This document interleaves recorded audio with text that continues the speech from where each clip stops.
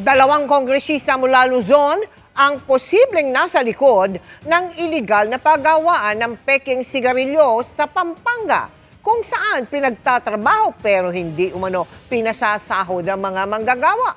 Ayon yan sa Department of Interior and Local Government. Nakatutok si Darlene Kai. We suspect there are two northern Luzon politicians behind it.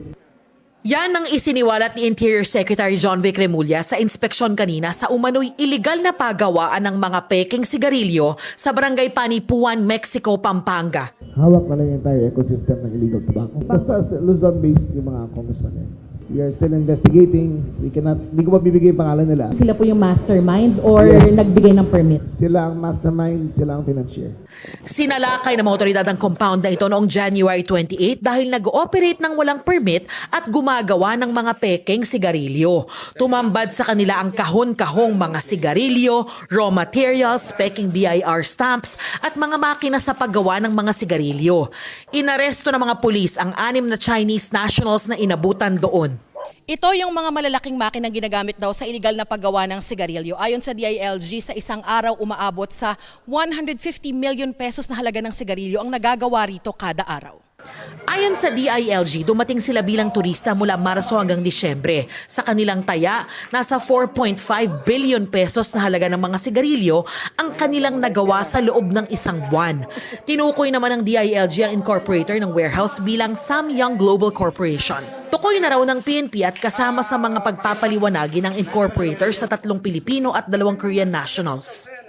Sinagip ng mga otoridad ang 60 manggagawang Pilipino na umano'y mga biktima ng human trafficking. Sa pilitan daw silang pinagtrabaho at pinatira sa barracks na ito pero hindi raw pinapasahod. Ayon sa PNP, may mga pagkakapareho silang nakita sa mga sigarilyong nakita rito sa Mexico at sa mga nasamsam sa mga naunang operasyon ng Highway Patrol Group noong December 31 sa Balete, Batangas at noong January 1 sa Malabon. Kaya kasama sa mga iniimbestigahan nila ay kung may iba pang nag-ooperate ng illegal na planta ng peking mga sigarilyo sa bansa. Reklamong paglabag sa Anti-Trafficking in Persons Act at Anti-Agricultural Sabotage Act ang haharapin ng mga suspect. Sinisikap ng GMA Integrated News na kunin ang panig ng mga suspect at pamunuan ng Samyang Global Corporation. Bukod sa makasasama sa kalusugan dahil hindi pumasa sa anumang standards, malaki ang nawawala sa gobyerno dahil sa illegal na paggawa at pagbebenta ng mga peking sigarilyo. Ayon sa DILG, 30 billion pesos ang nawalang excise tax noong 2025 dahil sa illegal tobacco trade. Perang napunta raw sana sa healthcare system ng bansa. May babala ang DILG sa mga tindahang nagbebenta ng mga peking sigarilyo. Kung kayo po ay mahulihan ng illegal na sigarilyo, pati pa kayo ay makakasuhan ng non-bailable offense.